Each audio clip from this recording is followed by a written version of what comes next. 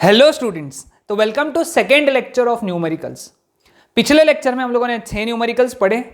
आज के लेक्चर में हम लोग आगे के 6 न्यूमेरिकल्स डिस्कस करेंगे। हाँ, लेकिन ये न्यूमेरिकल्स बहुत बड़े होने के वजह से मैं हर न्यूमेरिकल पूरा सॉल्व नहीं करूंगा, लेकिन हाँ उसके स्टेप्स जरूर बताऊंगा कि ये न्यूमेरिकल को सॉल्व करने के लिए कौन सा पहला स्टेप लेना चाहिए, सेकेंड स्टेप क्या, वैल्यू सब्स्टिट्यूट करके सॉल्व करना तुम्हारा काम। ओके, और सिंस सारे न्यूमेरिकल्स टेक्स्ट बुक के अनसॉल्व न्यूमेरिकल्स हैं, तो इन सभी के आंसर्स टेक्स्ट बुक में दिए हुए हैं। So you can cross check your answer after solving that numerical.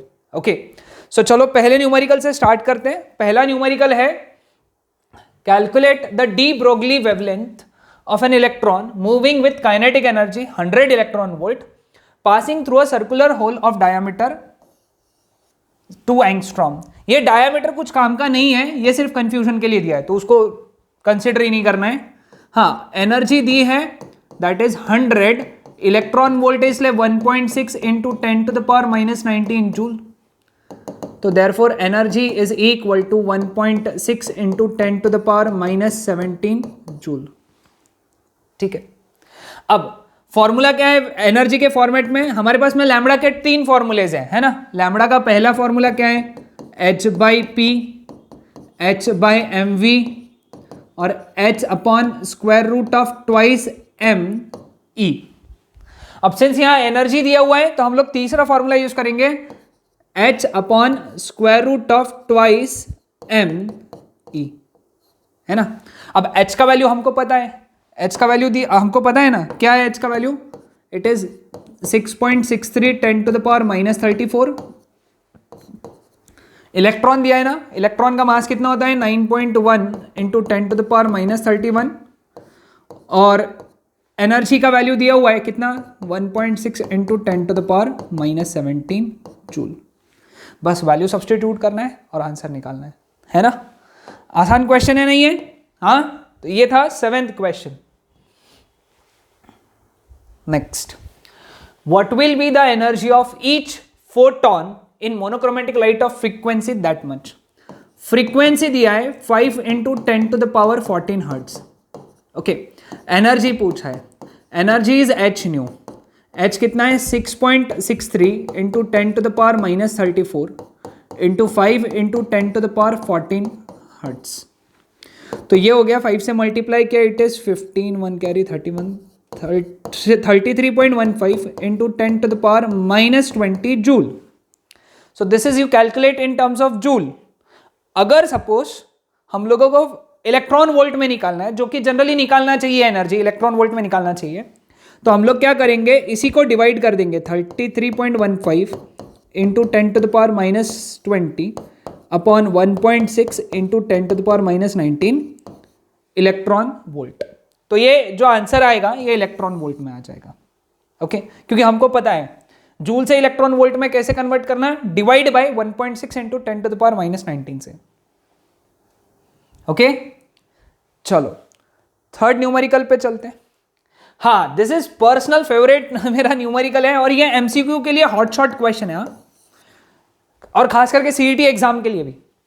क्या बोला है? Observations from an experiment on photo electric effect for stopping potential by varying the incident frequency were plotted. The slope of linear curve was found to be approximately उतना दिया था। Given that charge is this much, find the value of Planck's constant. Graph किसका किसका plot किया बेटा? Stopping potential और incident frequency का graph plot किया है। ओके, क्या है वो ग्राफ का इक्वेशन? तुमको वो इक्वेशन मालूम है? V not is equal to h by e times nu minus phi not by e. याद है ये इक्वेशन हम लोगों ने देखा है ना, आइंस्टाइन का इक्वेशन से जब हम लोग पढ़ रहे थे आइंस्टाइन के इक्वेशन को, तब हम लोगों ने प्लॉट ये डिराइव किया था इक्वेशन। और उसमें मैंने तुमको बताया था वो ये कि ये जो होता है ये है स्लोप और ये है Y intercept,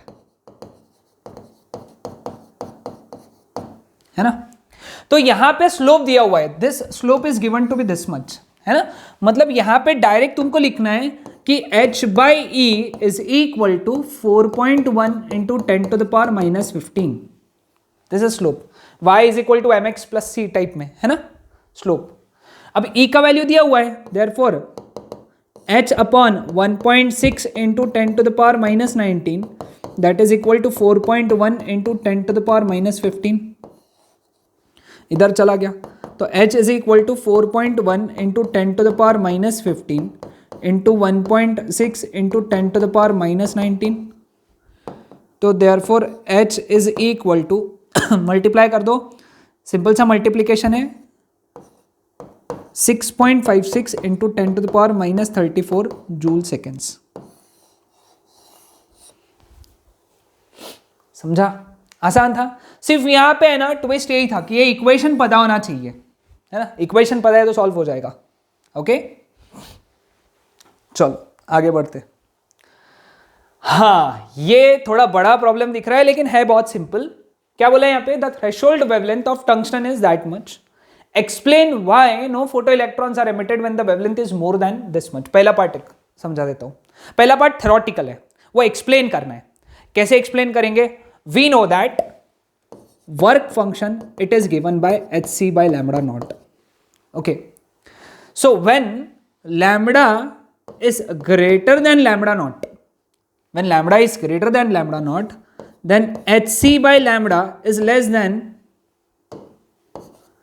hc by lambda naught। उल्टा किया तो है ना, लिख सकते हैं ना हम लोग, उल्टा कर देंगे फिर hc से मल्टीप्लाई कर देंगे। This is energy of photon, it is less than work function, है ना। व्हेन एनर्जी ऑफ फोटोन, अब तुम लिखोगे स्टेटमेंट में, when energy of photon it is less than work function, it means that no photo emission occurs, no photo emission can occur। है ना आसान, पहला पार्ट समझा सबको। ओके चलो दूसरा, what will be the maximum kinetic energy of electrons ejected in each of the following cases। पहले case में ke max निकालना है, दूसरे केस में ke max निकालना है, दोनों केस में ke max निकालना है। अब बी वाले का फर्स्ट सॉल्व करते हैं। ke max का फॉर्मूला जो यहां यूज होने वाला है वो देखो कौन सा है, वो है hc by lambda minus phi naught। Okay hc by lambda minus phi naught। अब hc by lambda, what is phi naught, hc by lambda naught, है ना। अब lambda naught तो ये है ना, ये lambda naught है, दिस इज lambda naught, है ना। सिर्फ एक बात ध्यान में रखना, lambda naught लिखते वक्त, lambda naught की वैल्यू लिखते वक्त, है ना, इसको मीटर में कन्वर्ट करना, मतलब 2.76 इंटू 10⁻⁻7 मीटर आएगा वो। और लैम्बडा गिवन है, अल्ट्रावायलेट रेडिएशन की वेवलेंथ गिवन है। अगेन इसको भी मीटर में कन्वर्ट करना पड़ेगा। कैसे कन्वर्ट करेंगे इसको, 1.86 इंटू 10⁻⁻7 मीटर लिख के, बस ये सभी वैल्यू सब्सटीट्यूट करो और के मैक्स निकाल लो। हाँ एक बात ध्यान में, यहां पे के मैक्स जो आएगा ना, ये वैल्यू सब्सटीट्यूट करने के बाद में वो जूल में आएगा। तो तुम अगला स्टेप क्या करोगे, इस आंसर को 1.6 इंटू 10⁻⁻19 से डिवाइड करके जो आंसर आएगा उसको इलेक्ट्रॉन वोल्ट में लिख लोगे, इलेक्ट्रॉन वोल्ट में। ठीक है, पहला पार्ट समझा। अब दूसरे पार्ट पे आते हैं। दूसरे पार्ट में क्या बोला है कि फ्रीक्वेंसी दिया है ना। तो इस केस में के मैक्स का इक्वेशन क्या आएगा फिर, h nu minus phi naught, और फाई नॉट का equation hc by lambda naught. या फिर तुमने फाई नॉट अगर निकाल लिया है तो सही बात है, नहीं निकाला है तो वापस वहां पे लिखना पड़ेगा और निकालना पड़ेगा। लैम्बडा नॉट की वैल्यू पता है, न्यू की वैल्यू गिवन है, न्यू की वैल्यू ये है, बस वैल्यू सब्स्टिट्यूट करके आंसर निकालना है ना। आसान आसान क्वेश्चन था। ओके सिर्फ ये थ्योरेटिकल पार्ट है, ए पार्ट, तो देख लेना उसको, बराबर लिख लेना। ओके चलो आगे बढ़ते हैं हम लोग। Photo current recorded in the microammeter in an experimental setup of photoelectric effect vanishes when retarding potential is more than 0.8 volt if the wavelength of the incident radiation is this much, है ना। यानी जब potential कितना रहेगा sorry, जब wavelength कितना रहेगा 4.95 into 10⁻⁻7 metre. मैंने याद है ना कन्वर्ट करना सिखाया था, इसको 1000 से डिवाइड करके 10⁻⁷ से मल्टीप्लाई करके मीटर में लिख सकते हैं ना। तो जब वेवलेंथ इतनी रहेंगी स्टॉपिंग पोटेंशियल इतना है। ओके, अब तुमको क्या बोला है, स्टॉपिंग पोटेंशियल का नया वैल्यू दिया है, तो उसके लिए करस्पॉन्डिंग वेवलेंथ कितना है और वर्क फंक्शन कितना है, ठीक है, ये निकालना है। पहले वर्क फंक्शन निकाल लेंगे हम लोग। कैसे निकालेंगे, इक्वेशन क्या है, EV01 is equal to hc/λ1 minus phi naught, ठीक है। This is Einstein's photo electric equation, यहां पे लिख देना आगे, आइंस्टाइन्स फोटो इलेक्ट्रिक इक्वेशन, ठीक है। अब सभी वैल्यूज है हमारे पास में, देखो E का वैल्यू है 1.6 इंटू 10⁻⁻19, V नॉट का वैल्यू है 0.8, λ1 का वैल्यू गिवन है यहाँ पे, H पता है, C पता है, फाई नॉट निकाल लो। पहले जो फाई नॉट आएगा वो जूल में आएगा, तुम क्या करोगे, उसको डिवाइड करोगे, किससे, 1.6 इंटू 10⁻⁻19 से डिवाइड करके आंसर इलेक्ट्रॉन वोल्ट में निकालोगे, है ना। इस टर्म को डिवाइड करके आंसर इलेक्ट्रॉन वोल्ट में निकाल लोगे।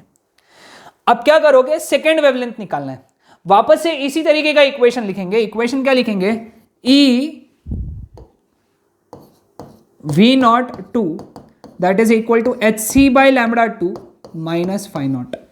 अब तुमने फाई नॉट जूल वाला निकाला हुआ है, वो यहां सब्सटीट्यूट करो, E का वैल्यू सब्सटीट्यूट करो, है ना।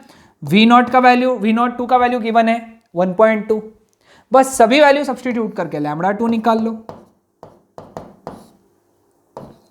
λ2 मीटर में आएगा। हाँ, यहां पे एक बात ध्यान में, फाई नॉट की वैल्यू तुमको जूल वाली सब्सटीट्यूट करना है, इलेक्ट्रॉन वोल्ट वाली नहीं, जूल वाली। ओके, क्लियर है, समझ में आया सबको। ओके, तो इसको सॉल्व करो, है ना। अगर कोई भी क्वेश्चन नहीं समझ में आता है तो मुझे लिखो, I will just clear your doubt, है ना, मैं डाउट क्लियर कर दूंगा। चलो, आज का लास्ट प्रॉब्लम है इस लेक्चर का, radiation of wavelength 4500 angstrom is incident on the metal plate having work function 2 electron volt.